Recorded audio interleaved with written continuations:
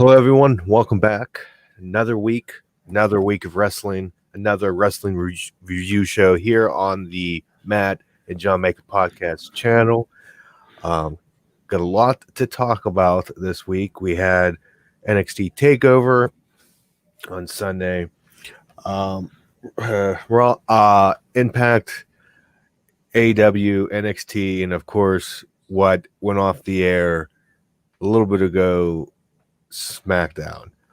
I guess you want to tackle Smackdown and yeah, we could do that. Overall, a pretty decent show. Again, just SmackDown just kicks Raw's ass every single week.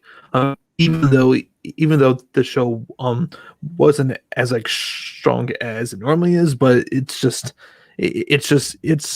really not even close. And man, Roman and KO, man, is just it's a really fun feud right now. It's easily the best feud Owens has had. I feel, Matt, probably since his feud against Seth Rollins like WrestleMania.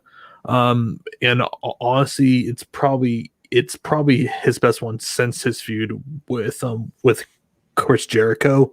I would even say so. Roman is definitely bringing out the absolute best, and KO here. I just love how they're tying in with the whole like family ties, and just Roman just basically controlling every little thing that is around him. That is just around him. Him like manipulating Jay to do whatever that he says.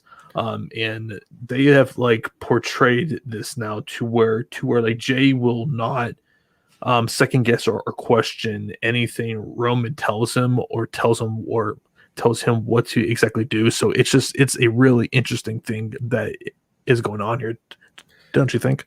Oh yeah, it was some just the good stuff, especially before I get to that, the in-ring promo. It was promo class with Kevin Owens. Here's an item. Talk about it, and he talks about tables, ladders, and chairs. That was pretty good. I enjoyed that this promo, and then the backstage stuff when Roman's attacking Kevin and just talking to his family and his wife and kids.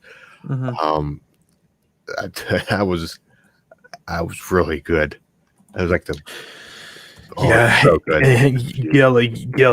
Roman just directly talking to his family. That was some like direct kind of scary shit right there, because he just looks completely just emotionless, ruthless. Like, it's just really good stuff there. Yeah.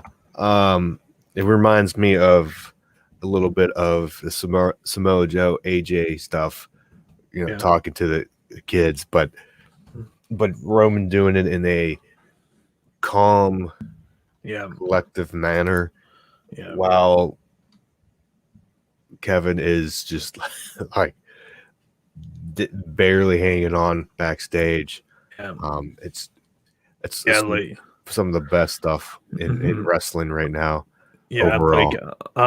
To me, Roman is just single-handedly carrying this company. I say this every single week, but like, even just his presence on the show, it helps. Like, it hides a lot of this stupid shit.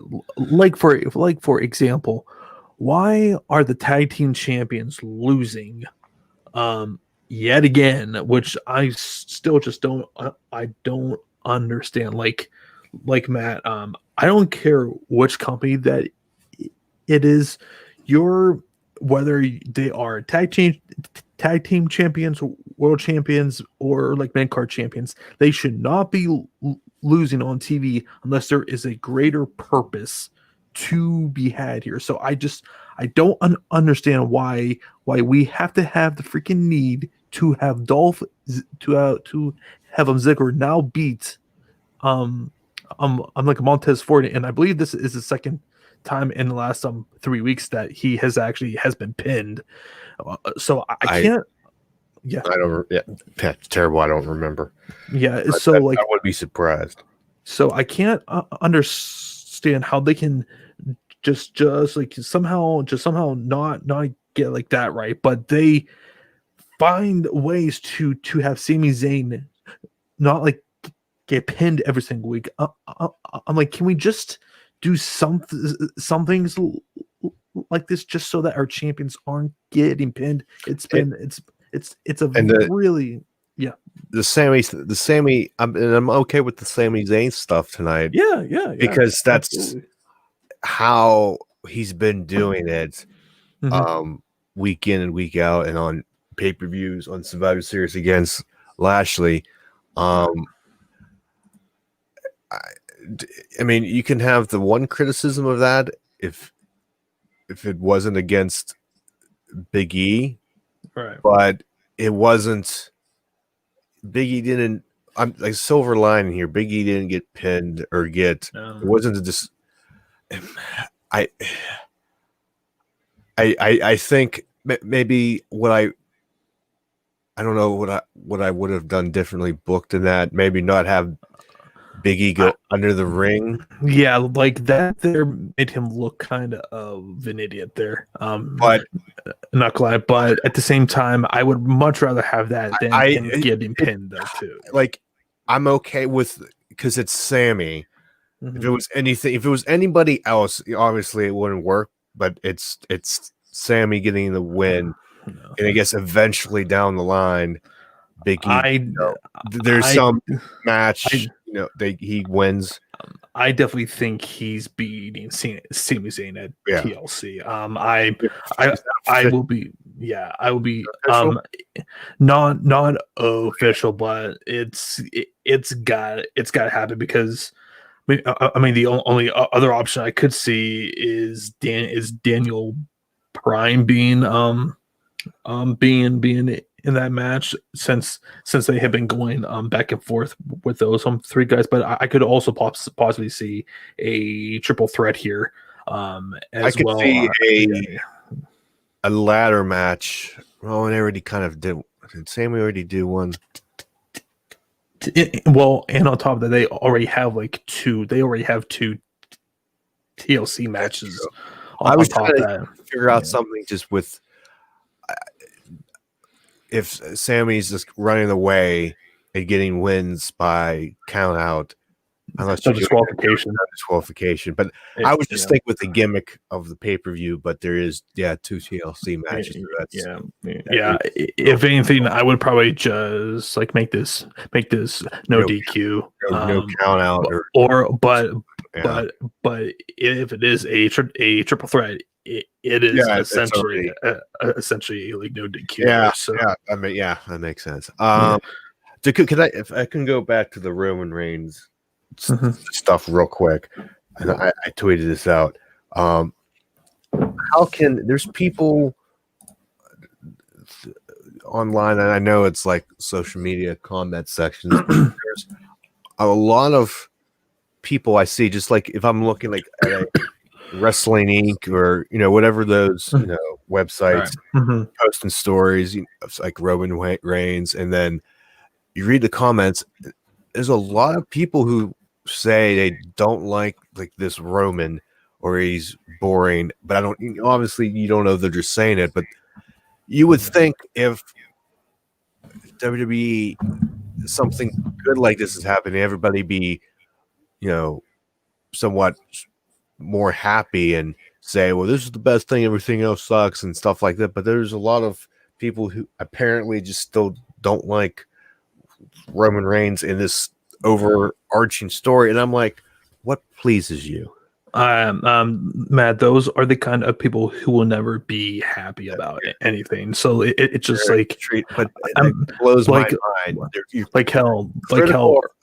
I'll give you a freaking example. Earlier this week, I had someone on our account who got pissed, who I said, Roman is better than anyone. And you know what kind of a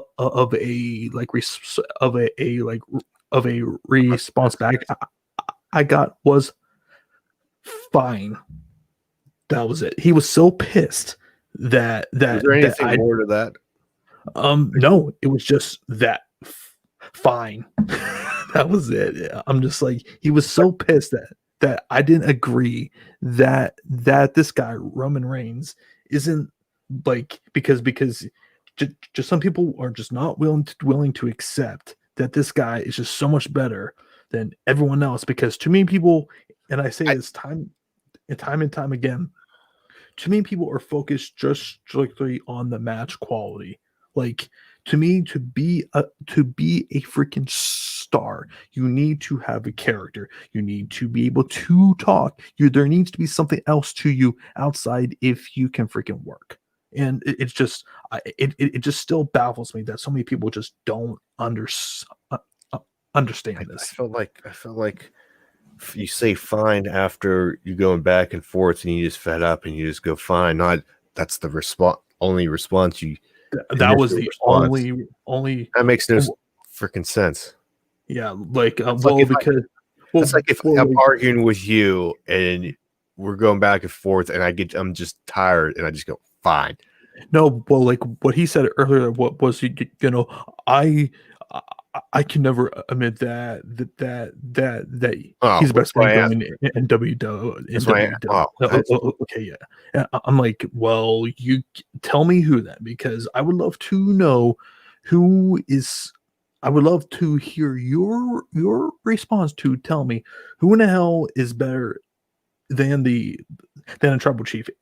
I'll tell you who. No one, not even Pat McAfee, as good as he has been over on NXT, he's not touching Roman Reigns. I'm like, Drew McIntyre, he's not touching him. Randy Orton, Edge, whoever, like, just they aren't Not right now. touching. No. Then it just I don't see how this is even a conversation. Like, it really baffles me. And I still don't. Yeah, just people. It yeah baffles me to no end how somehow people still don't. How people don't like this. People still see him as a Roman Reigns from 2015. I'm like, guys, like, Or Roman he's Reigns from last year. yes, like, he has grown so much as a performer.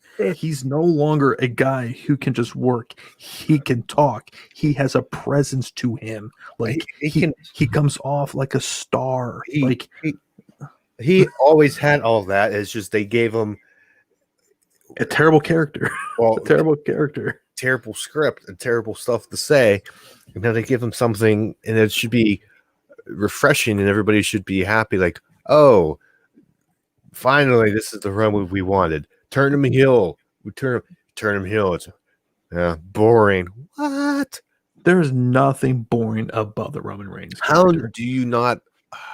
They must be like they must throw the most boring parties. like all of the podcasters who I watch have all unanimously have said he is the most interesting thing in wrestling. The people who I take whose opinion seriously, like, they are putting him over. Like, it's just like, there's people who have been fans for pretty much their whole entire lives, and if they're putting this over, then that tells me that he's doing a pretty damn good job. Like, it's just I like, and it just reminds you, just like, there are some fans who won't be happy with anything. It's just fickle in the world, in the words yes, of Daniel Bryan. fickle. Well, but one other thing I wanted to touch on the show too, man, was Sasha and Carmella. Was it you, or did that whole ending there look completely ridiculous with the gimmicked No, champagne but bottle? what did you expect with a gimmick? It just like it just looks so. I mean, I didn't like it. It just looks so it just looks so ridiculous to me there. Just like, it just like snapping like it was paper, essentially. I'm like, Walking okay, the come on. walking the gimmick glass with that. Right. It just like I'm just like I'm not accepting that thing just shattered into a million pieces by just What slapping happens? that. What happens if glass breaks, John? Not over someone's back. It doesn't. Like it's paper because it's like, man, if you hit someone with a freaking bottle, you're supposed to freaking bleed, not just like her back's fine. Just it looks stupid. Nobody's supposed to go through. Tables are not supposed to break that easy, anyways. When somebody falls through it, It's a fucking bottle. it's a table, so we can. It's wrestling. What are we doing here? We're gonna. You want to go all the stuff in wrestling? That's what's fake. Should I smash this glass and show you how it should look like when you smash some form of glass? Should I jump? Should I get on a ladder and fall through this table and watch it and see what it should look like when my body bends behind 180 because I don't go through it? You've been watching some like Bill's Mafia on like videos, haven't you? Football season. That's what's supposed to happen. Not I lay on the table and somebody falls through it. It ain't gonna break in half like that. So we're going through this, and in movies, a gun muzzle flash is not like that. There's so much gimmick stuff, like Fast and Furious. What? I'm like Fast and Furious. Let's not go on that tangent. Okay. But to go back on Carmella and Sasha. Like the match, expected an ending like that. Yeah. Like the post-match stuff. Yeah. Besides the freaking stupid bottle thing. Pretty much what I expected there. I wasn't expecting a clean finish here. I did find it weird though that pretty much after like 3 kicks that the ref just like, oh yeah, ring the bell. I'm like, okay, fine, whatever. But did you find it what'd you think of Sasha just like making that like dude look like a complete and utter that is the job of the lackey to take I'm just like scared. And just like it's really hard to buy that there, but nonetheless, okay. So obviously we're probably our game. Corey Graves is going to be concerned that this is the second black guy that's Carmella's with. Mm-hmm. It's that meme of that puppet, of that monkey puppet going. Yeah, we're all kidding. God, brother. But Sasha versus Carmella, you would think it's happening at TLC. I mean, like Sasha, she had better not lose this title anytime soon. As long as she's holding that, I'll survive whichever bullshit that she goes through. And it was also announced for like next week. Bailey versus Bianca. So I am definitely looking forward for that there. Now DQ a screwy finish. More than likely. So I would. Who knows? Yeah. So I would definitely expect for them to have another match at TLC. So, but I am definitely looking forward. Just one next week. Yeah. With this future. Yeah. The real quick before I guess we move on. Last thing, the Otis and Chad Gable stuff. It's growing on me. Yeah, they definitely. It definitely wasn't going as I expected because I definitely expected them to actually win tonight. But it looks like that they're going with the whole lesson. Lesson. Chad lost to teach a lesson. This is definitely going to be branching off into a like one-on-one feud between those two. But Yes. But yeah, so yeah, we'll see where that goes. But Chad Gable was being used. yeah. But okay, let's go. Let's get into NXT Takeover, Matt. Overall thoughts on the show? Decent show. Obviously, highlighted by the War Games matches. Some good things underneath. We always do compare takeovers to every other freaking takeover because it's what we do. More than the show, more than other shows. Yeah, I would definitely say Was it a solid show? Was it the best one? No, but not even like, close. what the Not hell? even close. What? It's like bad pizza, still pizza. Mhm. It wasn't like Yeah, saying it's like what I'll do say you this. expect? Yeah, I'll say this. It definitely wasn't a terrible show, but if we're comparing it to obviously against some of the greatest takeovers, it doesn't It's even compare. No. But War Games pay per view. What do you like? yeah, Good thing I didn't see it as much talk about that. At least now, like it's if anything, I do have concerns about the War Games gimmick now, just because I feel like that these guys are definitely are running out of ideas to like keep it fresh, sort of thing. That's something that I'm kind of concerned with. But I mean, they could and come up with stuff. yeah, they can. But the one thing about the women's match that just it just seemed like that it was booked oddly for me, partially because to having actually a like babyface team get a like advantage in the War Games match is just so like foreign, because I think and like every single War Games match the heel team has always gotten the advantage there. It just seemed like that, like how they structured this match here. It was like that the rules were kind of like a What? reversed here at times, and that's kind of what I just didn't really like about the match. Care for it. I mean, That's one big deal for me.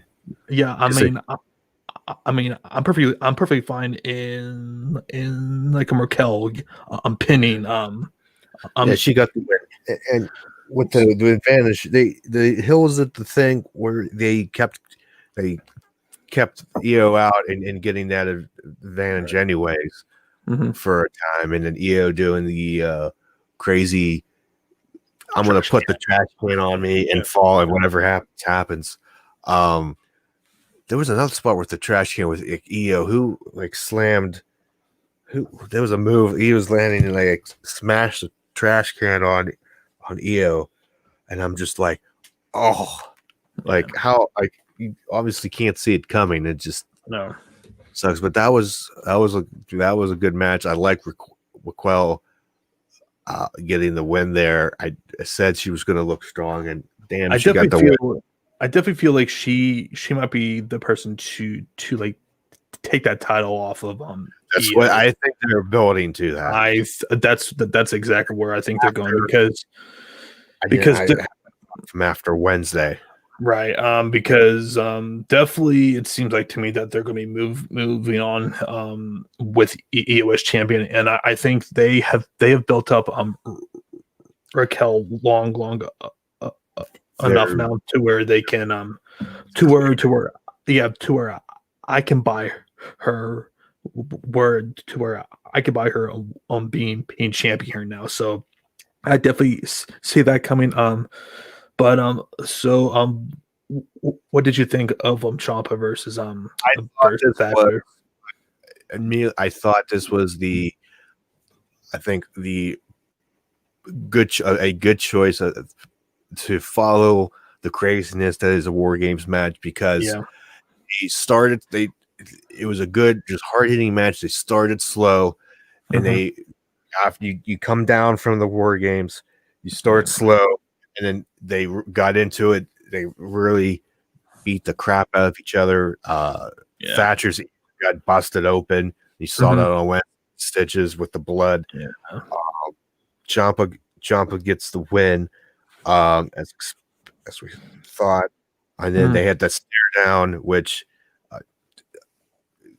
teasing like I can see somehow they just beat the crap out of each other. I just got the stare down, and it's like eventually maybe like somehow team up and stuff. That's the vibe I got. Because obviously there's going to be another. It's continuing. Yeah. Yeah, because I definitely get the feeling between those two, like they don't really hate each other. They kind of like respect each other a bit, That sort look, of thing. Yeah, look like you okay. yeah. It's just like I'm I respect you. right. I wouldn't be against them, against like those guys being a tag team, or if they like start like forming a mini faction of some kind, because if like you have been following Ciampa's whole like angle here is basically just like trying to like restore, basically just like calling people out. Yes, and I feel like him and especially Thatcher really like fit that mold right there. Yes. So I feel like that would probably make like more sense to actually do that rather than just having these guys flat out hate each other and going like. Yeah, I think it's eventually okay. We're beating the crap out of each other. Somehow, mutual respect. We team up, and then hey, there's another tag team. Ciampa's doing something because something else. He's not in the title picture right now. They're obviously leading to building Karrion Kross to be a champion. And obviously in the Wednesday, Pete Dunne and Kyle O'Reilly and Damian Priest, they're building, or at least the early stages. We don't know where those three are going, building somebody else up to try to be the champion. So if Ciampa's doing this thing with Thatcher, just being the crap, and he needs a tag team, I think it's fine. And those two, I think, just Thatcher with the submission skills and Ciampa just the overall just dastardly beating people up. I think it's a good pairing, and we'll see what happens. And I think that's what they're going. That's the vibe I got, at least from that stare down. Like eventually, and then even on Wednesday, I guess we'll get into it.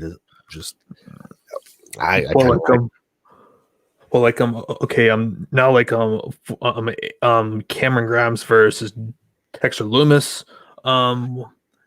I'm not gonna lie, I was kind of bored throughout this match. I guess it's just I got kind of burned out with these two here. To me, better than expected. Maybe went a little too long. Yeah, definitely. It's just I'm hoping now that this is the end with these two. I definitely want to see like Lumis in some more serious angles now.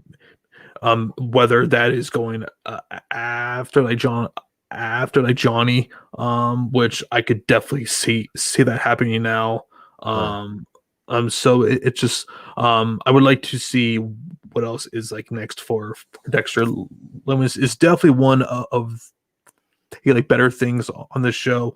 I definitely feel like outside of Karrion Kross has his strongest character on on NXT right now. So I am definitely intrigued to see what they have planned next for Lumis here. And speaking of Johnny, we had the triple threat match between him, Priest, and Leon Ruff. My initial prediction was right. Like anybody cares. Johnny wins with the help of Ghostface, which turned out to be Austin Theory. predictable as hell. But It's but still, so predictable. But yeah, it, I it mean, yeah, but yeah, it doesn't mean yeah. it's that bad. Like No, no, it's just like I mean, right. But yeah, I definitely thought that they were gonna go with either Johnny or like Leon Ruff. It definitely like they're definitely elevating Damien here as we saw on NXT as well there. So um I was fine with the match, but I continue to say though I'm having a hard time buying Johnny as a heel. It's just even in his segments, like it just feels like he's trying so hard to be a bad guy, and he really can't be a bad guy, sort of thing. It's not like it's not like when you look at like a like Adam Cole, who can just really can just play any sort of a like role on a show, whereas Johnny definitely, I feel he's way more comfortable as a babyface. I think that's kind of obvious, at least for me. But yeah, I yeah, I think he's going more of the he's going more. I think I said this last week. The Sami Zayn, like weasel my way out of everything, conspiracy theorist sort of thing. Yeah, but more not straight up heel, but I want to say comedic because that's too strong of a word, but like no, it's definitely you know what I'm trying to say.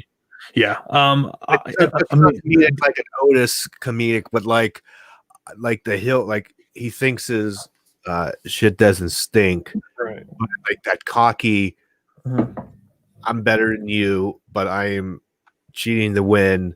Full Yeah, of himself, sort of thing. Yeah, I think I think he's coming around to. It depends on what he's given to do. Like some stuff works for in my opinion. Some stuff maybe doesn't work as much, and it's kind of just like it's uneven week to week. Yeah, I'm not fully in love with it, but I don't hate it.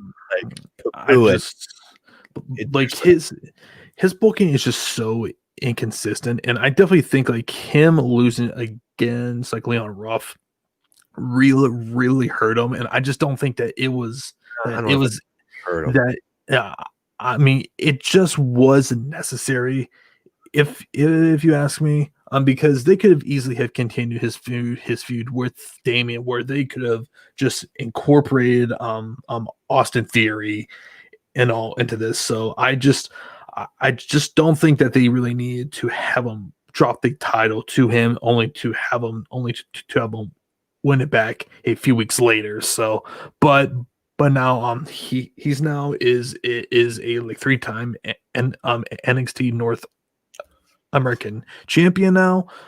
So yeah, we'll see what they got planned next for Johnny. And obviously, lastly here, Matt, we had the Undisputed Era versus the Kings of NXT. That of course being of like Pat McAfee, Danny Burch, and Oni Larkin and Pete Dunne. This was physical as hell. I do think that this went on a tad long here. I feel like if they would have shortened this by about 5 minutes, I think it would have come off a little bit better. I was fine. I think, but at the same time, though, yeah, but at the same time, though, Pat McAfee, the guy is a really damn good wrestler. I mean, he was obviously extremely good with his match against Adam Cole. He was also really good here.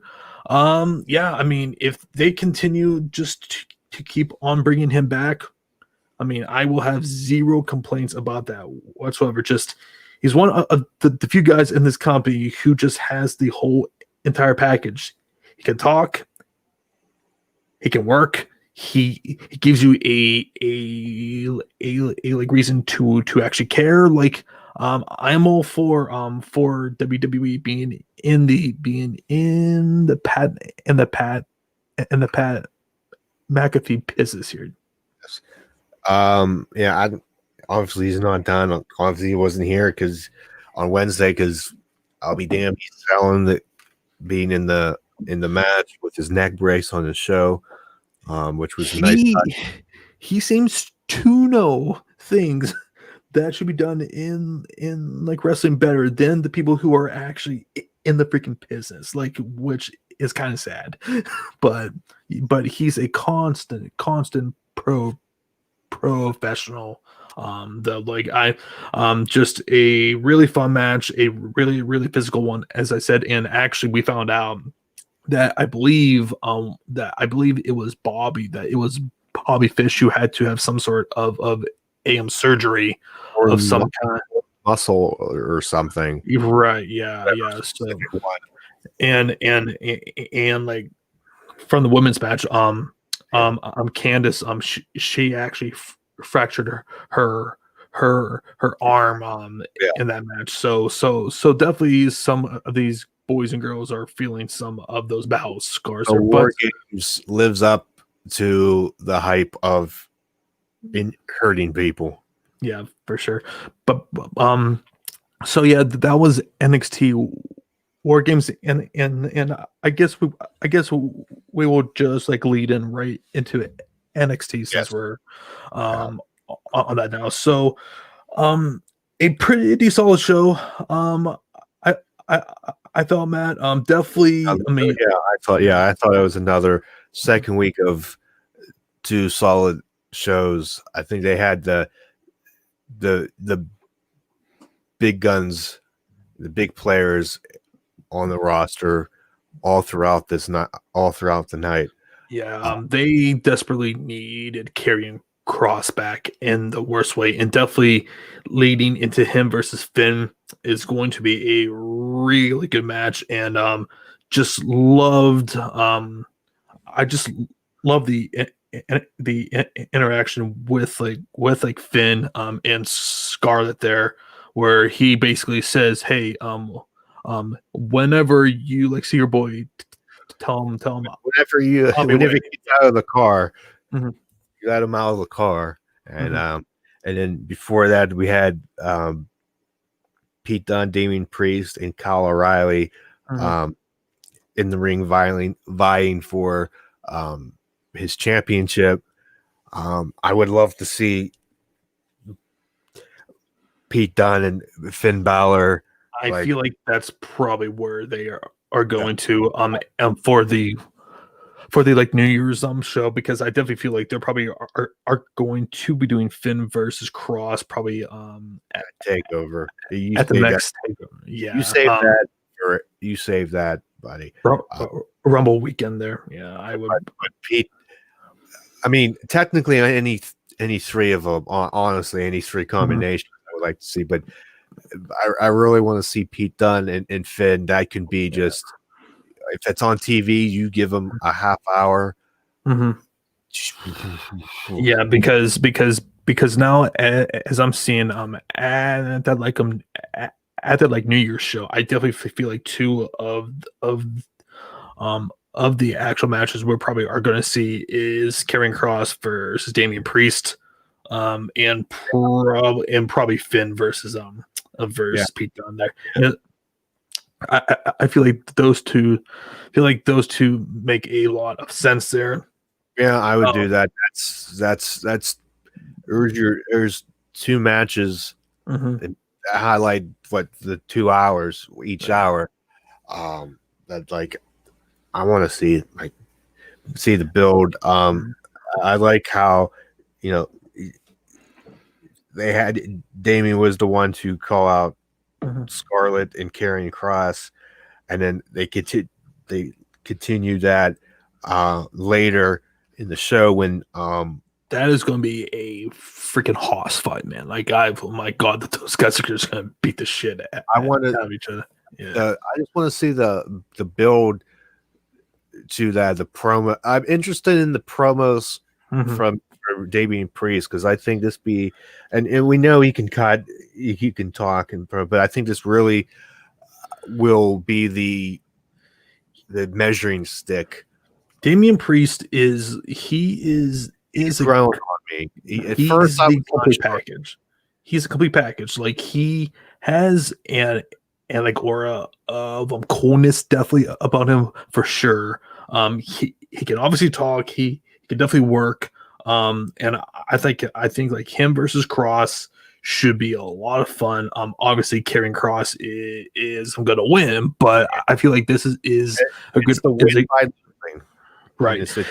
Right. And I think this is a good opportunity. Yeah, it's a good opportunity to just kind of show people what he can do because like now I feel like he just needs to just stay as far away from Johnny Gargano. We have beaten that thing to freaking death at this point. I think that feud's over. Yeah, you're done with that. You move on and you have Johnny and whoever. So yeah, there's some good top level matches coming between these two. But yeah, I can't wait for that match. And then, but by God, Scarlett. Yeah. I'm just she's definitely fluid dress on with the spikes, and then she's walking around the camera, and it's just like, you know what I'm talking about. One of a kind, man. One of a kind. I'm just like, it's like, can we rewind that? Take that back. But like she, like all compliments a smoke show, and that's what Damon called her. I just remember, hey, smoke show, and then like she just works, just wonders with that character. She said more with like one stare down than like anyone could in a 15-minute promo. Just, I mean, like this, she like we compare her and Karrion Kross to like a Rusev and like Lana, and to me these two are so much than both of those two were, and more specifically Scarlett just you could tell she has been in like wrestling for a long time. Just the freaking like little things that she does, whether just like how she stands and how she moves and how she like looks at someone. It's just, I mean, like once like Vince sees her and Karrion Kross, I think he's already exactly. It's just like, I mean, like honestly, I was kind of surprised that they even brought him back on NXT just because his whole act is so catered for either like Raw or SmackDown. Hell, could you imagine at some point Roman Reigns versus Karrion Kross? Like that's a like WrestleMania main. I see either that or even Drew. Any of those two. Drew, yeah, absolutely. Drew, like those. Give me any of those two matches at any point. I don't care. Take my money. Right. Like just like a Mania entrance. I would. I know. Yeah, I have to. I'll just leave those two. But she's got the presence. Yeah, she's got a look. She's another blonde, but the way she looks unique. She's so much better into we haven't even seen her wrestle, and like to me, she doesn't need to for a while. no, and like to me, she can definitely hold her own, and that's the thing is like she's gonna offer like because eventually when they do eventually split up her and Carrion, unlike Lana, she can actually hold her own in the ring. So but They don't but split them up for a while. no, oh no, no, like this But- is like but is like deep like years there's down the their line, money, but absolutely, money. yep, absolutely. And next, we have Jake Atlas versus Isaiah Swerve Scott, showcasing Atlas again. I guess against I'll say this, veteran. man. I'll say this: I was way more interested in Isaiah Swerve Scott after this than I was with like Jake Atlas. Definitely feels.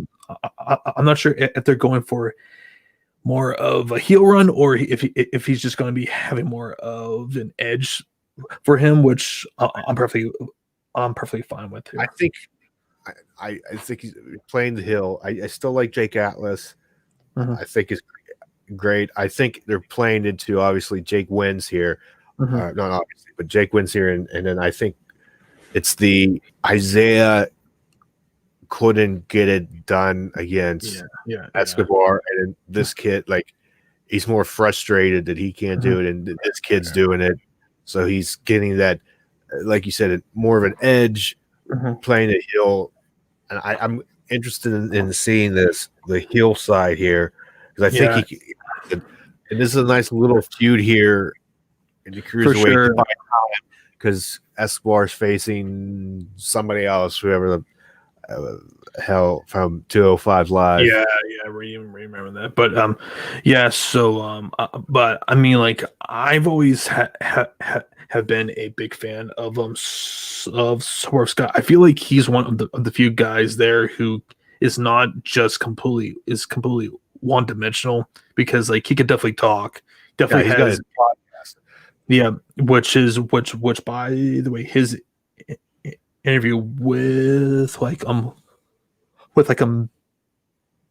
Pat McAfee dropped this morning, so that was really good. By the way, I mean, he's definitely has something there, and definitely something Triple H needs to get more behind with him, and it seems like that they're kind of are exploring different options with him there. So yeah.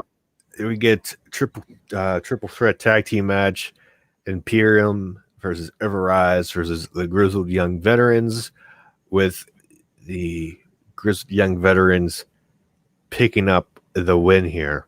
I thought this was an excellent tag match here between these three, and again, I'll say it: we got a division. Yep, we got some life here now. And hell, like between that and Drake Maverick and they return this weekend, and if they do what we say they think they will do with the Timothy Thatcher Ciampa stuff, there you go, and you got more of a division. Yeah, it's just like I think they're finally starting to address this, which I'm glad. So yeah, there's some like just good like working teams, some really good working teams who are gonna who are now are gonna give you some different options now instead of just like relying on basically one or two tag teams. To basically carry a whole freaking division for you. So I'm really happy to see where this is going right now. Yeah, this is good. I hope this is not like, okay, Grizzly Young Veterans win and then we're done. But there's so much, there's more left in this tank between these three. Yeah, we got a division. It's good. We had let me see. There was a backstage interview with Tony Storm talking about War Games, and then looking towards the NXT Women's Championship. Io interrupts the interview, saying she doesn't have a problem with Storm, she just doesn't like her, and then like punches her, and they start fighting backstage, and they come out to the ring. They're fighting, and then Moon comes out. Ember Moon comes out and throws Storm back into the ring after she rolls out. A little payback from the turn, and Io Shirai hits the moonsault on Tony Storm. Yep. Okay. So, got the little three-way here for that title. I think this might be, if I feel it'd be a hell of a show, maybe the interim feud for like New Year's Evil. Yeah. And then you have Raquel, I keep messing her name up, like that Royal Rumble takeover, when the takeovers, be the one to beat Io. Yeah, I feel like that's probably where you should go. I mean, into that show is what, like 3 weeks away, give or take. So, yeah, like I feel like that's a good short term thing, because then I would think that takeover after that show is I believe 3 or 4 weeks later. So, they definitely have some time to basically get all this sorted out, but they definitely need to. I'm hoping that they have a good concrete plan for that takeover, and we can kind of see where they are going with this thing now. It doesn't feel as cluttered as and a lot of that has been based on like injuries and shit too this year. But there's definitely, you can kind of see where things are definitely going here though. Yeah. So yeah, there's again depth in the women's division. There you go. Playing out. Then we get Ciampa and Cameron Grimes. Just Ciampa just trying to take out everybody, which I just love. And we kind of talked about this too on the takeover recap. And this kind of encapsulated that. It's like it seemed like more of a like respecting, where rather than like Thatcher being like I'm pissed at him sort of thing. Like I think is just glad that he finally like met someone who is as intense as like he is sort of thing. You know? Because Thatcher came out, sat in the chair like Ciampa did. Yeah. One of his students came out, tried to interfere, didn't work. Ciampa still wins. Mm-hmm. They had exchanged some words outside, and then Thatcher beats up Cameron Grimes, and it's like, what you can do, I can do better, but like both doing the same thing. So I think it's again, like we said, and we don't need to go more into it. It's converting into, we think, into them teaming up, and I don't want to be the team to face them. Because good God. And I think this is good for Thatcher, and and to like him and Ciampa both are kind of directional lists right now, so it probably is a good move for the both of them right now. Because everything's pretty much taken. Exactly. I mean, not everybody's going to be in everything. No. So we have Ciampa just beating people up, and now eventually we have a plan. We have a plan. It looks like right. So we have the freaking holy god, this vignette, another vignette with Xylee and Boa, like doing a train, beginning their ass kicked by himself, the blood. So this year, Matt, definitely like this was the part where they were just completely just broken. I feel here like that basically all of the hard training that they were going through was to basically to have that dude just completely just to tear their souls apart and just make them completely just emotionless. This was the most. After I watched this, I went, was this show rated TV 14 because of all this Right. blood? I mean, Like- they didn't like hold back on the graphic part of this, and like honestly, but still, and these vignettes this company just always does extremely well with it. This came off really damn good, but now I think we're at the point now where we need to kind of like take that next step now, like to where okay, like we need to see them now in a like match or something. I think you can pull this out until maybe the New Year's Eve show. Yeah, I can see. I feel like this is where it's going, or at least one of the, depending on how filled that show is booked up. Because if you do a women's, it might be if you have those 3 matches we talked about, that might. I mean, you might still have time to throw this in, or at least a reveal or a little match there. But a reveal of who the lady leader is, and there's trademark names, and there's rumors of who it could be.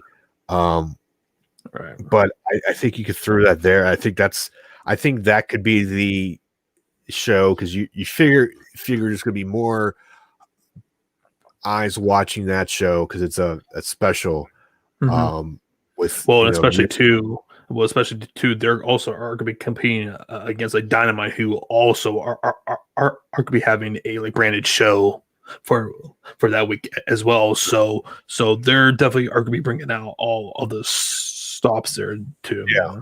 So it's a good, again, like I said, good. I think moment to reveal this than a regular NXT.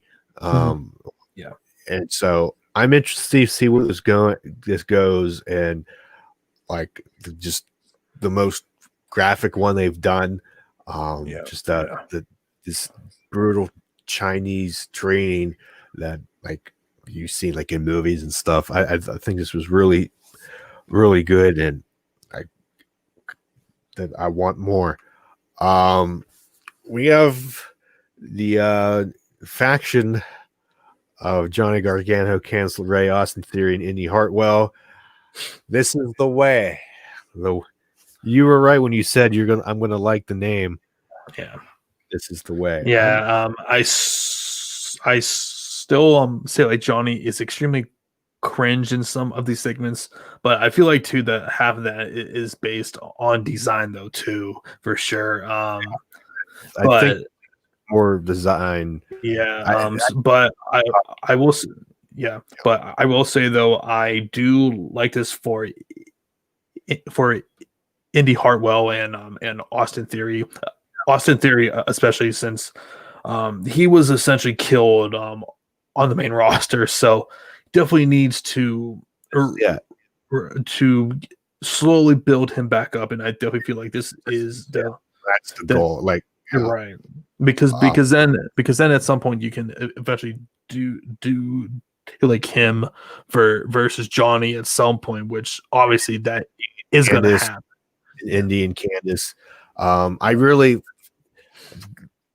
glad it's Indy, because the first like couple matches I've seen with her, I really was impressed. Like I don't know, I saw I'm a scout, but I just saw something in her. Like she kind of just had potential, right? And now she's in this group, and obviously this is to help, like we said, elevate those two, and to do something.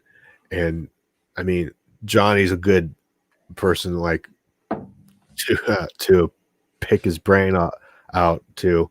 So we'll see. That I think is a good step. Obviously, we talked about Priest comes out.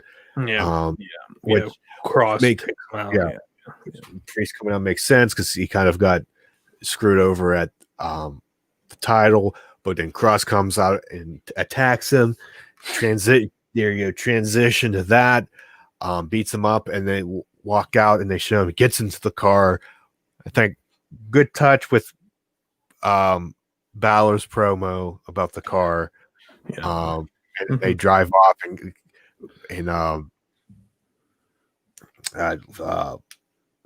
oh my god, they drive off and they laugh as they speed off into the parking lot. So that was really well done. I like that. So again, we have obviously Priest and Cross coming. Scarlett's laugh was just good. I like it. And then Mackenzie's in ring Tyler Rust backstage asking about the attack with Ciampa, and then we get Malcolm Bivens. He is indeed alive. They definitely whatever that name was, that tag was. Yeah, that's fine. Well, I think because I think that was one of the guys who like spoiled an NXT taping result, and we have never heard from that dude again since then. But they definitely need to find ways to like use Malcolm Bivens give them something because there are plenty of there's definitely plenty of people in NXT who aren't the strongest at promos. Just have him talk. He's very damn good. So hopefully. And here's a step here. There's something here, starting something. So I saw that. I was like, okay, we got Malcolm talking. We're here. We're good. There's something. He's definitely way better than Robert Stone. That's for damn sure. Then we have Pete Dunne versus Killian Dane after the backstage attack. There's an interview with Pete Dunne and Killian Dane return after that freaking near-death experience at the end of Pete Dunne in the car. So we had this match. We had Pete Dunne win. Jake Maverick is helping Chase try to fight off Lorcan and Birch. I mean, like it's definitely leading into Pete Dunne versus Finn. It just and then probably you would think eventually Lorcan and Birch versus Maverick, and I feel like they kind of have to. And then you have that, and obviously the other tag teams are fine. So there's tag team depth. So that you kind of have to have that match there.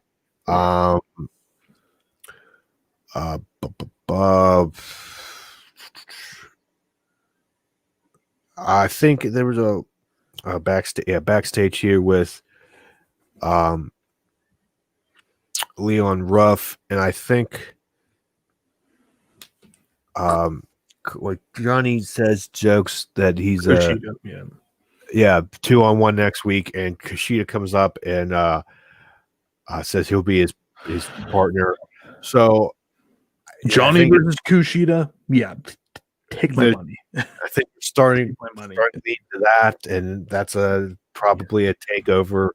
Absolutely. Thing there. So I guess slowly injecting Kushida into this eventually. So there you go. Absolutely. Building up Kushida, so there's credibility there.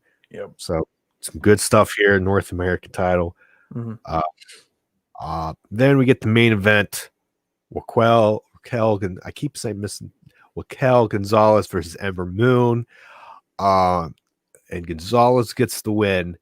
And the first thing I said after this match, when she wins with the modified power bomb, I went, they're protecting the hell out of that finish.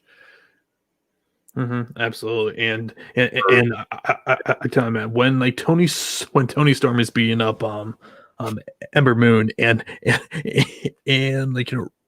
Rhea's Rhea's music hits, Tony looks so scared. She was like, ah. I was like, I need to get stirred on. Just give me. I don't care. Give me all the Rhea Ripley and Let me ask you this, Matt. Would you agree? Would you agree with Rhea definitely has a bit of a Roman effect to where she just comes off like a huge freaking star. Yes. Yeah. Oh yeah. Yeah, just I tell you, and it's definitely something I have noticed from the last few weeks. Has definitely figured it out here, and I mean, to me, she better stuff, right? To me, she is at that Charlotte level, to where she should be the absolute top woman in this company, and I'm still pissed at how badly that they butchered her against Charlotte from Mania. But it really does seem finally that they've captured back what she lost somewhat, from that match. Yes, so it's and it looks like they were teasing yet another match between her versus Raquel Gonzalez. Yeah, so yeah, I am not going to. I would fully expect Raquel to win here, because if they're building her to beat Io, she's got right. If she beats Rhea, and it could be the fact that if Rhea loses, she's probably is getting called up after that slowly, but like we say, if you have to build somebody, you got to beat somebody, and if Raquel beats Rhea, that's you're building her to beat Io, you have to do it. It's more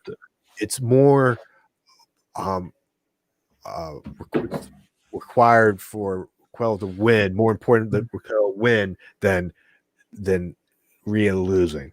Well, and especially too, Rhea is probably on her way out, so it's probably, and she's established. I think she can in this environment. If she's bulletproof at this point. She has won so many big matches. She has been in so many big things at this point, to where it doesn't really matter if she wins or loses here. Obviously have done right and putting Raquel over to finally take that championship from Io and be the one, right. Which just her size, her look and size, I believe it. Everybody else, because Io's pretty much went through the roster. Yeah, and she's been champion since the summer now. So I think at New Year's or at the next takeover, I think that will be the time to take the title off of here. So, so yeah, we will see how that all develops. But now we're going to be talking about a show that we have yet to ever talk about on a podcast here, Matt. You gotta lead this, because okay, we're just basically one thing. We're just talking about a few things here, and I'll say this about Impact. I'm not going to tell you, outside of the Kenny stuff, this show was boring as all hell to me. But I hate watching it on Twitch. For us, I was laying in bed. It was a long day that day, for personal reasons. So I was kind of like in and out of Yeah, I mean, like on the phone, and then there's random ads. If you don't like subscribe to it, and I mean, could I have come down here and put it on the computer here? Yeah, but I was just out. I was tired, and but I kind of saw some stuff. but obviously, like probably not like probably the most important thing that came out of this was Don Callis and Kenny here. That was the thing. Tune in to watch. Yeah, and but I gotta say though, the commentary on the show is just horrendous. I mean, like Matthews and like Madison Rain, oh god, like just annoying as all hell, and a ton of like my friends who were watching this said the exact same thing. It's really hard to stay interested, along with there is no fans, it's in dead silence. It's the thing everybody else criticized WWE for. This is what they're doing. As long as, like, at least maybe some noise of some sort, or even the wrestlers on the ringside. It was, it really helps out the show. I mean, I totally like looking at what AEW or WWE does. Like, there's noise, some noise, yes, some noise, and then going back to it, to the silence, was like really jarring for me. It's really awkward, but I will say this: there's definitely some people who I am big fans of. Ethan Page and Josh Alexander are a very good tag team, and I believe actually Ethan Page's contract is up in December. Who I could definitely see him either sign with NXT or AEW. That's probably the easiest prediction you can make. Well, obviously. And two, like he offers you a ton. A guy who can really talk, has a really good personality. He will be making some really good money. I'll just say that. I could see it. Well, an NXT thing there. Another name there. I mean, if he goes to AEW, don't debut him like Miro. No, but we'll get into AEW. But the big thing on this show was the interview with Don Callis and Kenny. I thought it was really well done. Definitely Don Callis really helps out Kenny, because and I was even talking to you about this last night. Even as a heel, just Kenny just isn't the greatest at cutting promos. You can kind of tell like that, like sometimes he's like I feel like trying too hard sometimes to be evil, sort of thing. Yeah, I think Callis comes off more naturally. He kind of has that. He's like Heyman. He's like Heyman. Yeah, he has like that look. Yeah, and like Taz. Like to me, he has just. Everything just like flowed really well. He like brings up like basically his like history with Kenny, and how he was kind of responsible for AEW even being a thing, because like he mentioned about like putting Kenny and Chris Jericho as a match like few years ago, which Tony Khan said that was the actual match that made him decide to put together a professional wrestling company there. So they were playing off of that there, and they were kind of just teasing on what their plans were. And basically, from what I saw here, Matt, Kenny is going to be collecting titles here. So I'm definitely think he's going to be winning Impact's world title here very soon. I won't be surprised if that be for the year is over here. I feel like that we're going to be diving into this like whole thing with Impact, and I just hope that we don't get a stupid invasion angle. I just don't do that. I don't think you're doing that. No, so yeah, but yeah, it was a really good segment. It was essentially the same segment 2 on like Dynamite, which kind of yeah annoyed me, but nothing progressed. true. But Impact, though, they really benefited with this with Kenny being there because I mean, like, my God, like, and I believe like Meltzer reported this yesterday that they had over 750,000 total viewers this week for that show, which blows any sort of like Where number.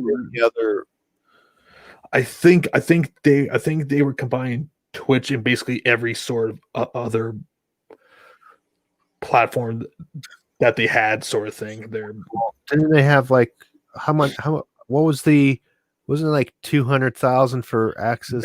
Yeah, 55 for Twitch. Yeah, I'm not exactly sure. Individual person, because you would think. Yeah, I don't know. I'm trying to think where they get the other like.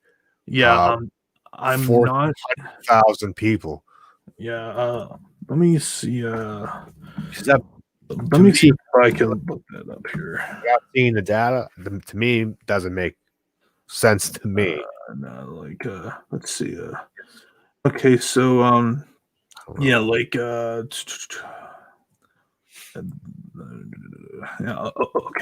I'll have to look that up at some point, but like basically but basically they did extremely well here for the show, and they have also advertised Kenny and Don Callis are going to be appearing on like next week's show, so I'll definitely be like tuning in. I'm not sure if like my co-host will, but I'll be tuning in for this week. So now, Matt, let's lead into AEW Dynamite.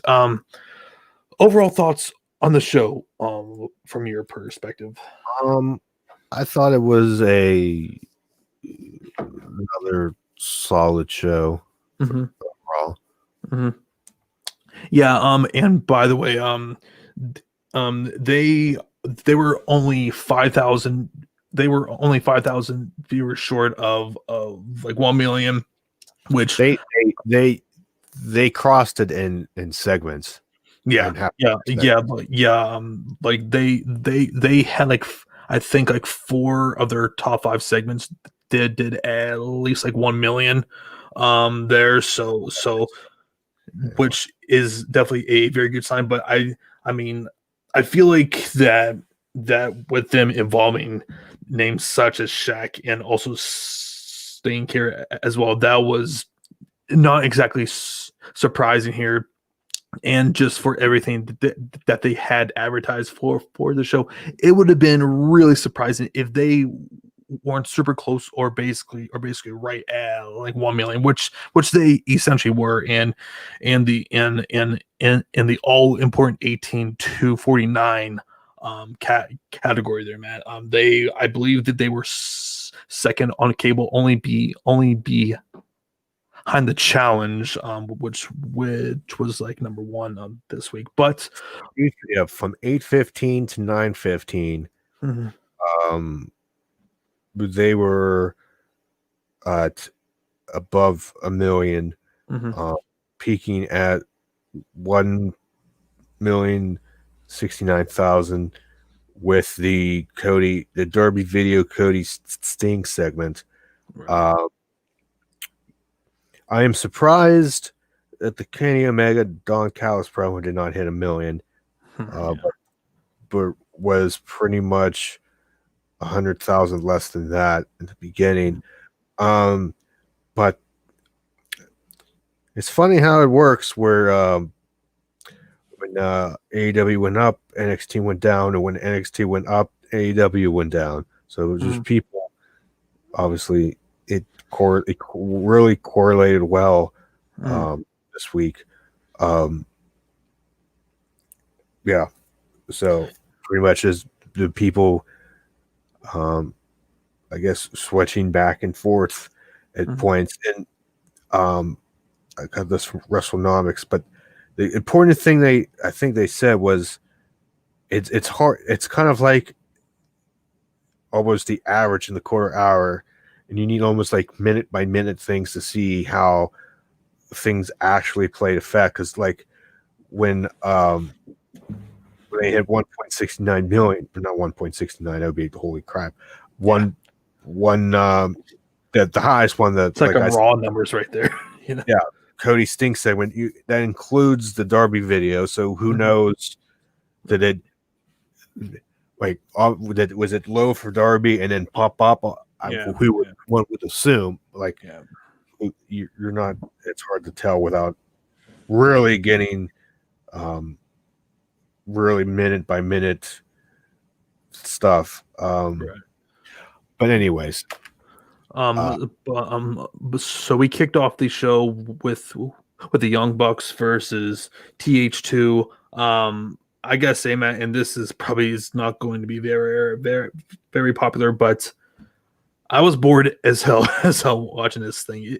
And it has nothing to do with these guys being actually boring in the ring. It's just when you are just doing a bunch of like freaking moves and like they just don't feel like that they are important at all, sort of thing.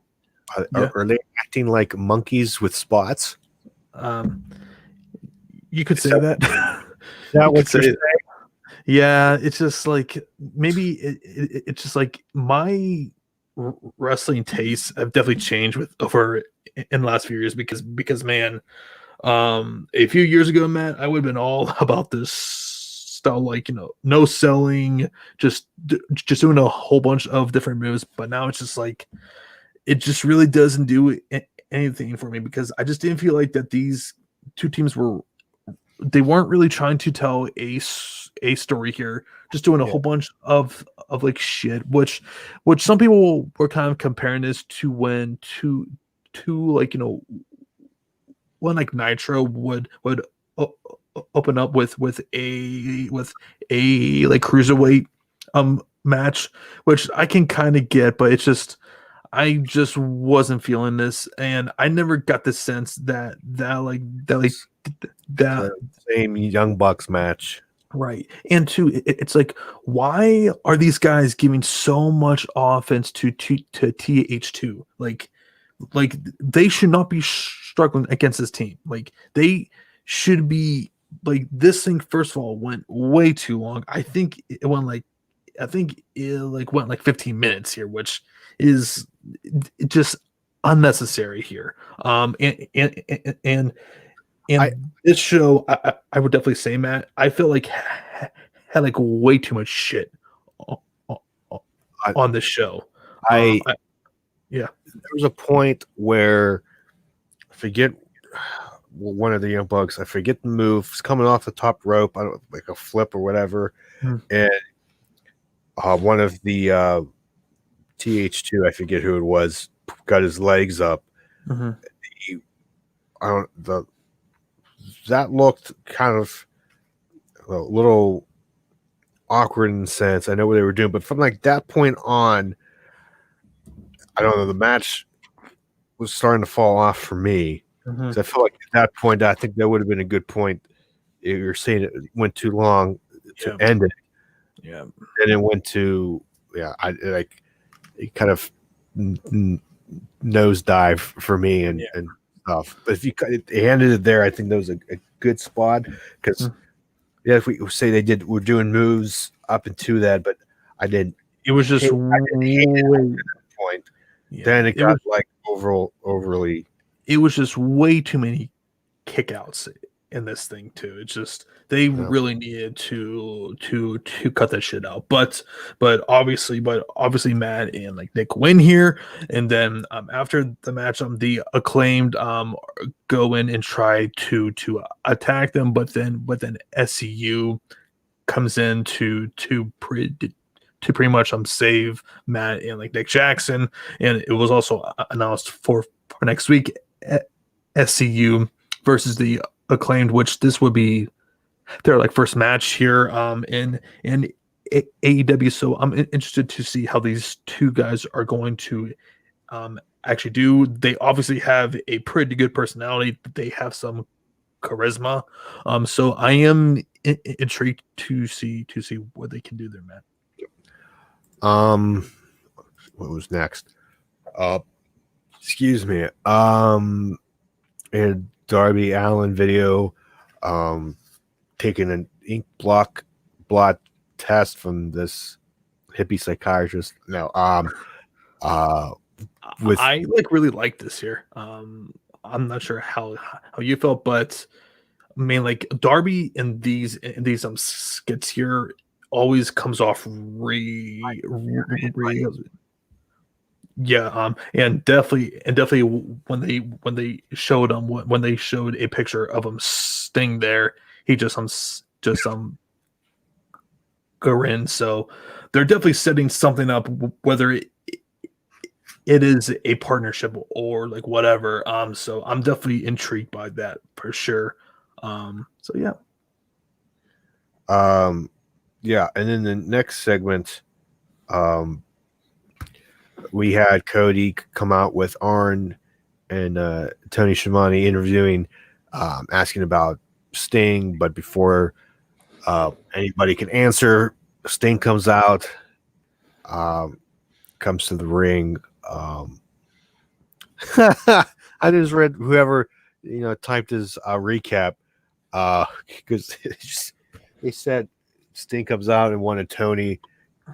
Orton said stuff and left, and Tony was going to leave, but I'm just reading. I'm laughing, and Sting's like, "No, I want you to stay," and wanted him to say it's Sting one more time. Whoever typed this added an R, added type string, so it goes for doing it's string. Is this on like Wrestling Inc? Huh? Oh my God, that's not Wrestling Inc. God damn it, Raj! Who are you freaking hiring over there, man? God, that's good. It's string. But anyways, what'd you think about this segment with like Sting basically giving Cody the cold shoulder here? I kind of like it. Cody's being a heel without being a heel. I definitely feel like that, like and we talked with Eric about this last night. Definitely feel like that Sting is going to expose his like nightmare family sort of thing. I feel like that will be a really fun story to actually tell there. And obviously Sting he was referencing Darby up there in the stands there. But man, Matt, I gotta say, wrestling fans are impatient as all hell with this because by God, because I'm like, they were so pissed that basically Sting didn't reveal anything. I'm like, guys, I can only imagine how you people would have reacted for him versus Hogan back in like 97, where that thing was as slow at a freaking snail's pace to have some to have some like mystery here. Like I don't think that is a bad thing here, is it? I think if you compare, if I may compare this segment, these two with like the Kenny Callis segments, problem with people had, and I think it's safe to say we kind of have with the Omega Callus is there was no. It was the same thing you Yeah, saw on exactly. basically on Tuesday that you Mhm. saw Wednesday, and Mhm. so well, nothing kind of progressed. But with the Sting, he said enough to get you interested, Right. Well, and it was because too he was a week before. right. So like, if you say, if you just come out and just kill any storytelling, it's a tease. Like, Right. do you want to watch what happens next week? Kind of still want to see what happens with Omega on Impact next week, but the Sting stuff I think was more impactful Yeah. relative to the Omega. No, no pun intended there. Of course there. I honestly didn't even. Honest to God, yeah, but no pun intended. Didn't even um think of it. yeah, so it's like okay, he like hinted at being involved with either Cody or, or with the RB and like also man after this segment here, we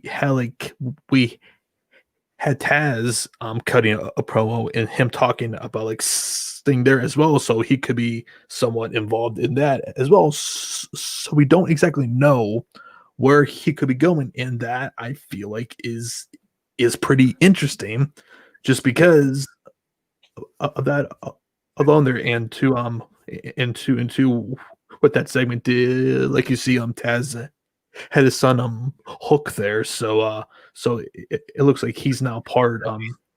Cody is just involved in everything now, is he? Yep. Essentially, which again I don't think is a terrible thing. It just it's like so many people are just conditioned to watching WWE programming to where they only see like a certain amount of storytelling here, and I feel like just be patient here, people. Like, No, I think people are. I see your point. I think just people are in. I think in this day, I think it's a whole thing in this day and age. And here's old man yelling at clouds segment. right. But I think us in general, the general consensus of people are impatient because everything is kind of like now. Like if you Absolutely. didn't watch The Mandalorian yet, I can sit here right now and watch the whole season up to this point from here now till 3 o'clock. I don't know. I'm just throwing numbers at 3 o'clock in Yeah. the morning and be done, or watch a show, catch up with a season. Like I'm watching. I for some reason I got in this like binge mode. Why I'm watching this, I don't know, of the Dragon Ball series, right? Mhm. Right, right. Throwback to a kid. I got kind of subscribed to Funimation just to watch it. I don't know, just because I have a lot of free time working from home now. I could watch Mhm. in the background, but I can like I don't have to watch. Obviously, it's not on anymore, so maybe it's not the best example, but stay with me here. But like I Yeah. could watch one episode, one right after another, one after another, and I don't have to sit like I only can watch one episode a day. No, like I can get through half a season in Mhm. 7.5 hours. So like if this was like 10 years ago, like I think it's we're just conditioned to like I can if I want news, I can go on Twitter right now and see the latest stuff.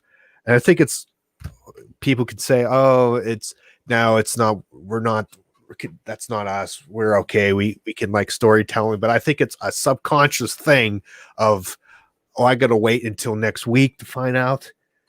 I like why is he doing it? You're not telling me now. I think it's subconscious that it's affecting us, and we're just some people are in the now. It's happening. Like Mhm. I just see Mhm. everywhere. Yeah. Welcome to that was my TED talk. Thank you. Yeah. I For don't want to sure. go on. We're going too far, but it's I'm intrigued with the Sting stuff. I Yeah. can't wait till next Mhm. week I'm interested to see where it's going. was the next thing the Inner Circle. Was FTR versus Varsity Blondes. Now, this year, Matt, and this is a sign that I'm getting old. I like this match so much better than the Bucks versus TH2 here. I really felt like that like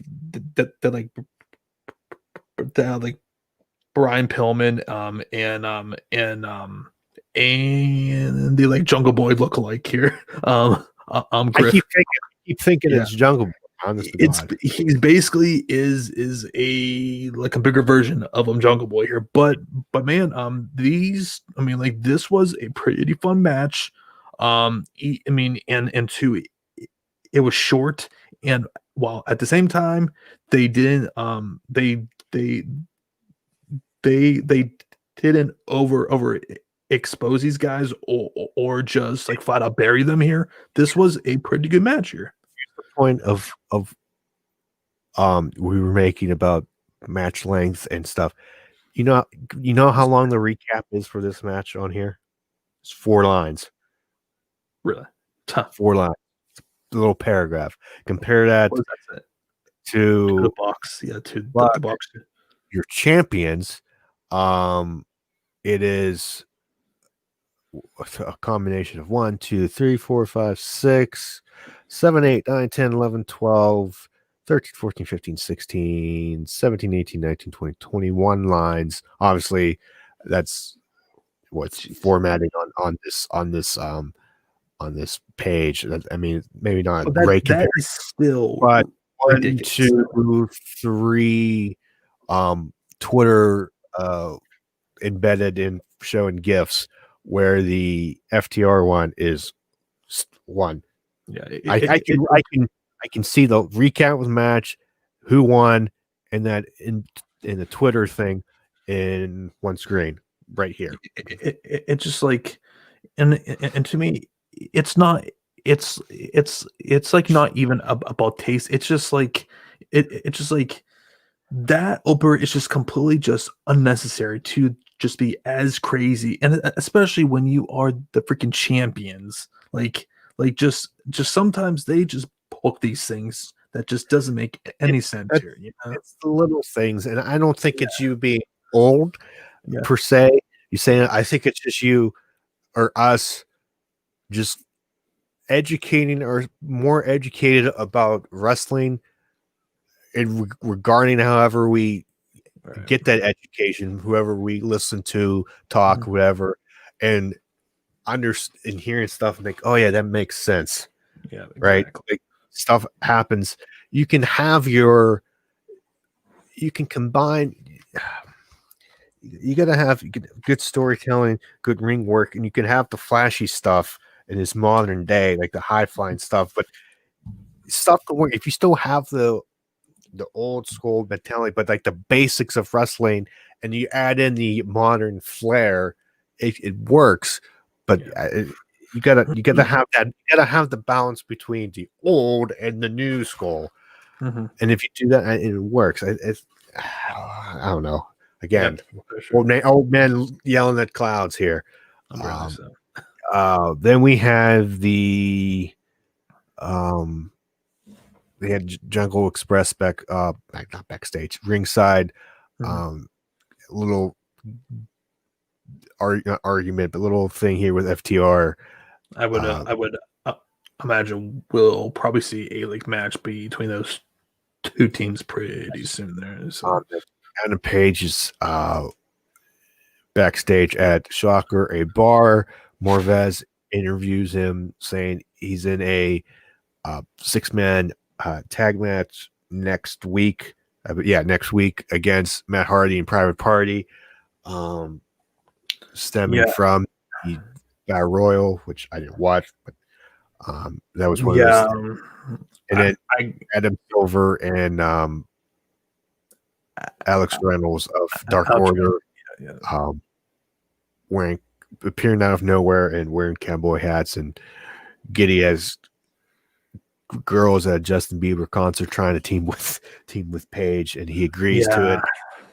I guess say, man, like Hangman is just ever since that match against Kenny and just in feuding with the Dark Order, it's not good. Just it's not good. I mean, it's. I hope that there's a better story behind this, but something tells me it's just I don't have my hopes up. It sucks. It sucks just for Paige. Just Yeah, it's built up and stuff, and now it kind of, it's terrible. Maybe not a great comparison. It's like the almost like Rhea Ripley effect. You had built him up, and then she lost, he lost, had to bring them down. Yeah, they're brought down, and now they're kind of in something that you're not particularly excited about. mm-hmm. I feel like eventually he's going to get built back up. Yeah, and I mean, like, yeah, like, but there needs to be they're something. They are definitely gonna do him versus Kenny again. Yeah. It's meantime, it's going to take a while, but yeah, and as far as like Matt Hardy and Private Party is concerned, I wonder if like Matt might turn on Private Party next week because he's been on social media teasing more of turning heel. So I wonder if they might pull that trigger on this next week. So something to keep an eye on there. Then we got 10 of Dark Order versus Dustin Rhodes. Short match. Dustin gets the win. This was funny. This was funny. At the end. Yeah, they made like reference to his 7 Pop there. To his 7 in WCW. I was like, oh my god, they freaking did that. I got kicked out of that. Even though I then never really watched WCW, I saw the YouTube clips. Oh my god, it's hilarious. Just like, okay. Yeah, so basically Dark Order is trying to basically recruit everyone. They're obviously actively recruiting Hangman. Now they're going after Dustin Rhodes. So I would love to know what the whole end game here is. So pretty much all Dark Order is doing is I want to recruit you. Yep. That's your gimmick. That's pretty much your gimmick. Yeah. And nobody joins. Is joining. Nobody joins. I kind of want to know what the end game of the Dark Order is too. There's a lot of end games that I'm questioning. Yeah, same here. You're not the only one. What was next? The sit down interview with Brandy and Shaq. Freaking Brandy, man. This woman cannot act like at all. Like I don't know what further evidence that we need to see to say, hey, Skrull really shouldn't be on TV. Like it just confirms this every single time. Like we saw how bad that the whole like Nightmare Collective and how badly that flopped. And pretty much anytime she's on TV, it's just not good. And this whole thing, I don't know what the Shaq stuff is. Again, what's the end game? Well, obviously it's building to Brandy versus Jade Cargill, which I have zero optimism that that's going to be any good because from all indications are Jade is still extremely green and Brandy is not exactly Bret Hart in the ring. So it's like I kind of want to. It's something I want to see it just to see how bad it is. Like at that point, I just want to watch the car wreck for sure. But I will say this though, man. This is how much you know that TNT is completely invested in AEW when they are having Shaq on your show. It's just it just kind of speaks to it's true. That's true. But like, doesn't this Shaq like involvement just seem more random than usual? Like, well, I get why they're doing it.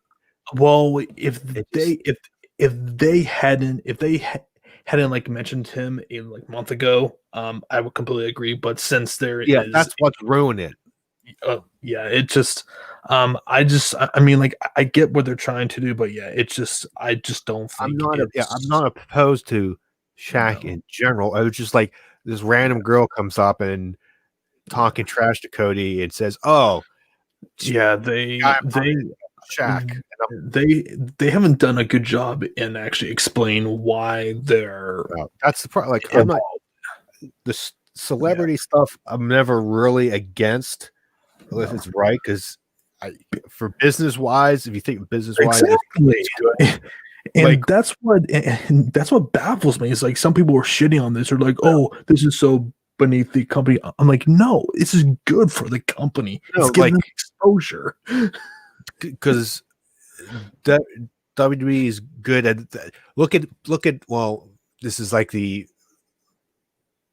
exception, but look at like or two exceptions. You had WWE. You have look Pat McAfee. He's a big name with his podcast. He was a football And player. like hell, Ronda Rousey. right. And hell, and on AEW's New Year's show, we find out that Snoop Dogg is gonna be on commentary for that show, baby. It's gonna be I cannot wait. I Snoop with JR and Tony. All smoking weed. All smoking weed. Wow. Wow. I would pay money to watch. I would pay I would pay serious money just to see them on commentary all night, just smoking like weed and just they do. because if like you guys saw him on Tyson versus Roy Jones, Snoop Dogg was hilarious. And if it's anything like that, they're definitely are gonna be getting something casual audience viewing here for sure. And then obviously it's the tie-in with the that show, Yeah, which the it's a what's big show. it's the big show.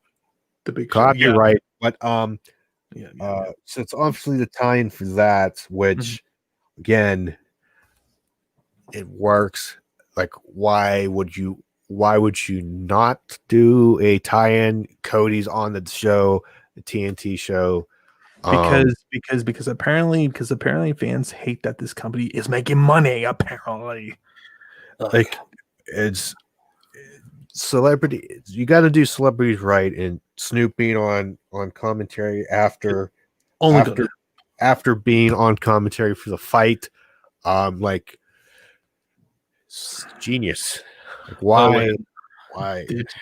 And did you see as soon as this was announced that WWE pulled his merchandise with Taker? I can't believe was even a thing. Like it was like instant, like because it was like about 30 minutes after the show went off and someone searched on WWE shop and they pulled that shit as quickly as you can. You on the competitor, Man, you're losing money, my friend. oh, absolutely. Snoop doesn't need it.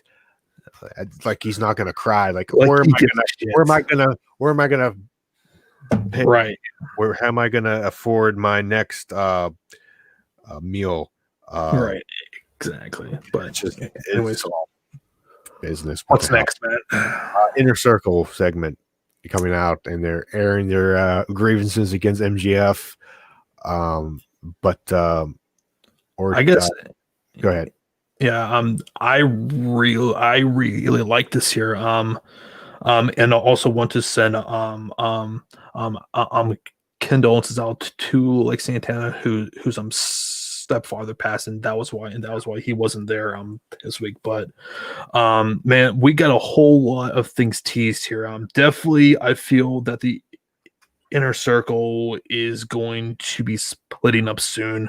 They like to me, Sammy's days there are pretty much numbered, and like you also planted seeds for possibly like, do they kick out Jericho? Do they kick out Sammy? Do they do at some point Wardlow versus Hager? Like, there's a whole bunch of ways that they can go here.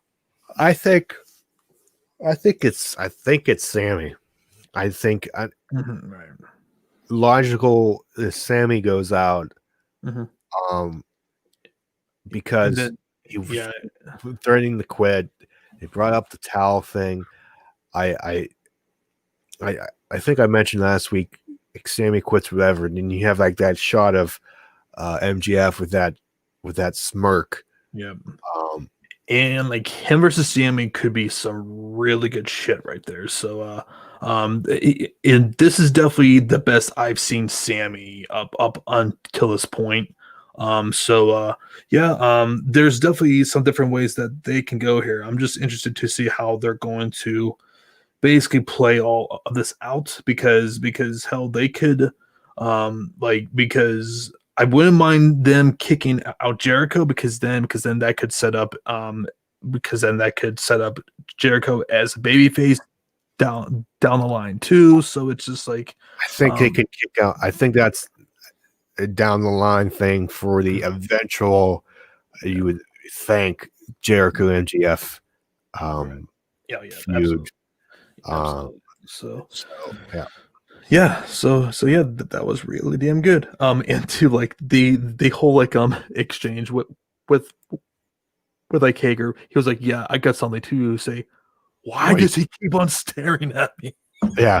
Like, he was complaining, but he was the one that was kind of starting to stare at the end there, in the back of his mind. And like Matt Wardlow, he freaking spoke. he was like, he can talk like a little bit. He can talk. He has a good like voice. That really impressed me. Like that little bit. I'm like, okay, there's something there. He's just not a muscle man here. He definitely has top guy sort of potential here. Then we have Eddie Kingston versus Blade and the Blade and the Butcher versus Lance Archer, Ray Phoenix, and Penta El Zia.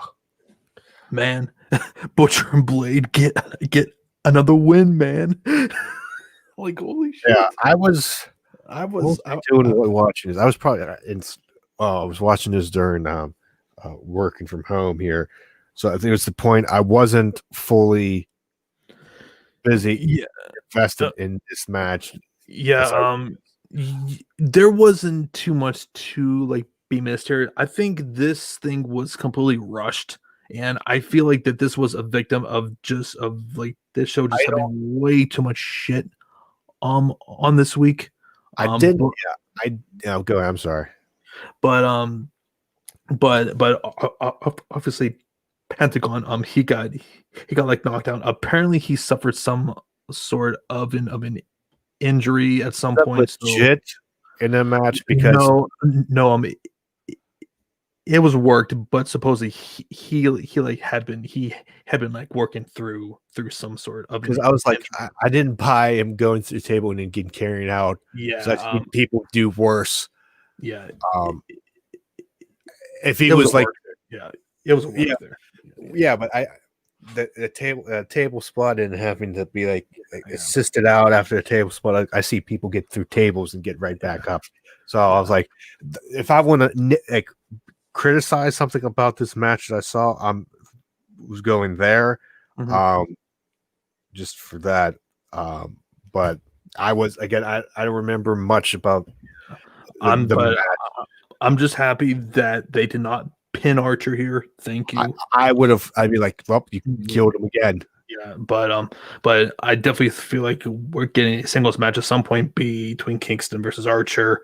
I could see that being on either on the Christmas Eve show or on their on their Christmas episode or their like New Year's episode. So like that should be good. But and something else someone was saying too is where's Pac? Like, Oh yeah, I totally forgot he was. is I there totally a forgot reason? about him.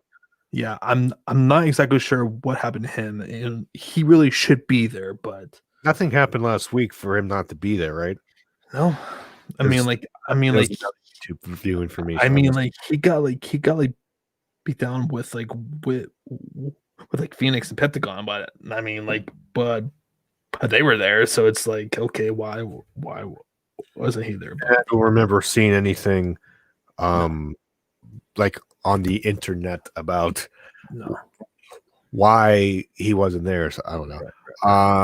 We got a backstage segment of Red Velvet getting beat up by Jade Cargill and Nia Rose, and then Big Swole and Serena Deep help come in and try to make the save, but then Ivelisse and Diamante come and attack from behind, and it's just a big brawl backstage between these women. And that is essentially your whole entire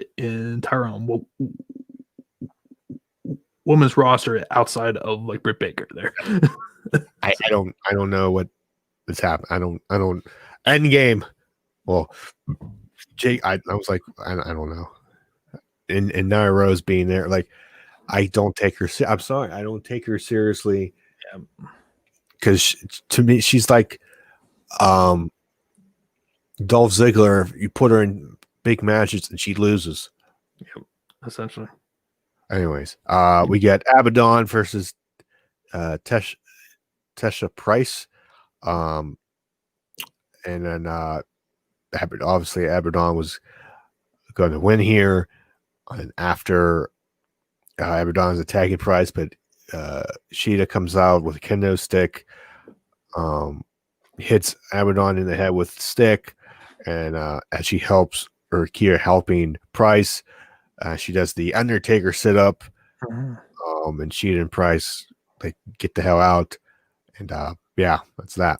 Yeah, I mean, like, they have a long way to go to get me to buy into this thing. Just from what little that I've seen out of Abaddon, just I am not impressed. Like, just a lot of shit needs to happen here. And to me, Matt, and we've talked about this, that character to me just has such a short ceiling.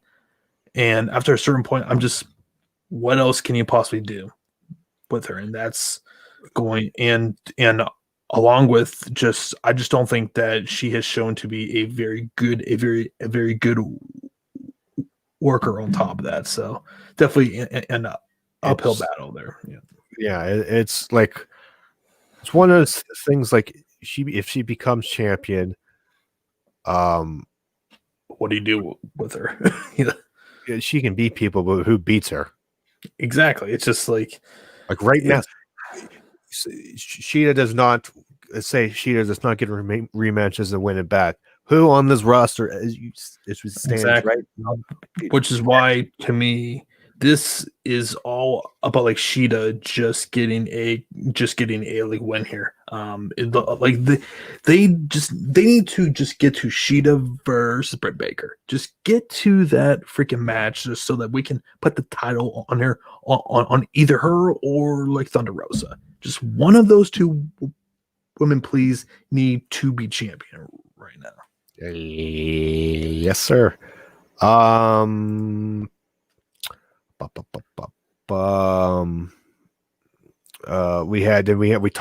talked about the Omega Callis stuff. There is, I mean, the only difference here is like Kenny and Dawn arrived on a helicopter, and Kenny came out on the like heel side of the tunnel there. That was literally the only differences here. Basically, I mean, we've talked about it. Like, basically the same shit was here, and Tony Schiavone was just losing his goddamn mind. Yeah. So now it's next week. Before we get to the main event, Cody Rhodes versus Angelico, Hangman Page, John Silver, Alex Reynolds versus Matt Hardy, Private Party, a private party. The Acclaim versus SCU. Serena Deeb and Big Swole versus Evilise and Diamante. That could not be as not that might has be potential. potential. That's potential right there. Yeah. And then some holiday lineup they announced December 23rd, holiday bash at 10 p.m. or immediately following the NBA. Yeah, so I think it's not the playoffs. They just started the season. Right. Who the NBA play? Who does write this?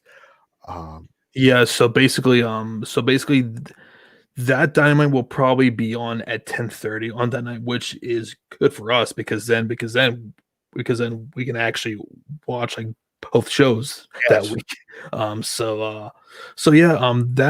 That should be good and we'll be I'm out of the way. I'm pretty excited about and then that. December 30th, New Year's Smash night 1.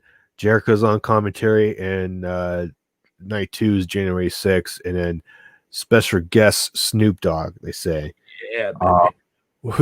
No, it's not a special guest. Here's another typo: special gust Snoop Dogg. It's gonna be windy that night. Apparently so. Special gust Snoop Dogg. Gust of weed smell. Those goddamn squalls. The main event, we got MGF with Inner Circle versus Orange Cassidy with Best Friends for the Dynamite Diamond Ring. Yeah, this thing was an overbooked mess here. Like this, yes. Like there was just so many things happening. So many distractions. Right. And there's one thing to have one distraction, but there was just like looking dumb, like what happened?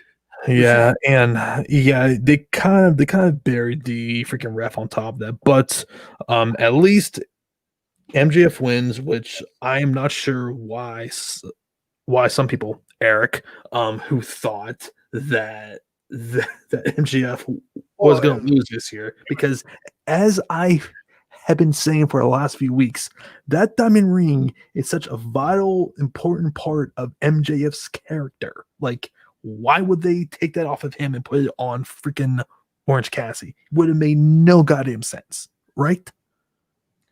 Right. Exactly. But and to me, Matt, this match was kind of overshadowed just because at the end we see like Miro just beating the crap out of everyone, which I'm saying to myself, why couldn't we just get this when he came into the company of him just killing dudes, which that was awesome. I just didn't feel like a main event. No, it should have not been a main event. But now I'm looking here, go, what would have been like? Honestly, I probably would have had like maybe Sting. Maybe segment. Yeah, I could see that. Yeah, but that was the mega thing because that you don't want to end on that because it was basically the same thing. That would have been copy and paste there. So I would probably the Sting stuff. Yeah. I think that would be a good tease to the end of the show. I mean, if everything being the same, right. Yeah. So yeah, that was the that was Dynamite. Yeah, and as we said, guys, there was a lot of shit this week. Like just with Takeover there and just and Impact on top of that, we knew and man, we went over 2 hours on this thing. So but anyways,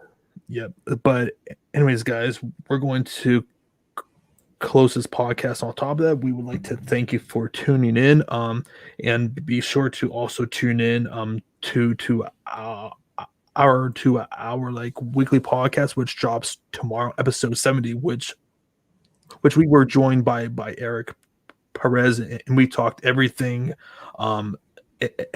everything. Star Wars, Disney, Disney Investor Day. Marvel. Yeah, just basically we just covered Hour and that. a half, yes, hour and a half of Disney taking over our lives. Yeah, You know, all the shows from everything, like you said, Marvel, Star Wars, Pixar, the Disney films have the National Geographic shows mhm. and all that stuff. Like that was so much stuff that came out out Yeah, of that and investors meeting. yeah, and we just decided, you know what, this is probably more than enough. So we just kind of just did It, that. it would have been a over 2 hour podcast. Yeah, and that was something that I just did not like feel like doing. So, but and anyways, guys, like, comment, subscribe, follow our Twitter page. I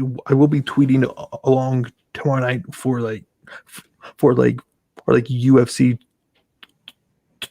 256 the Figueiredo versus Moreno, and Tony Ferguson versus Charles Oliveira. So stay tuned for that. So for myself and like for Matt, we shall see you next week for the next live stream.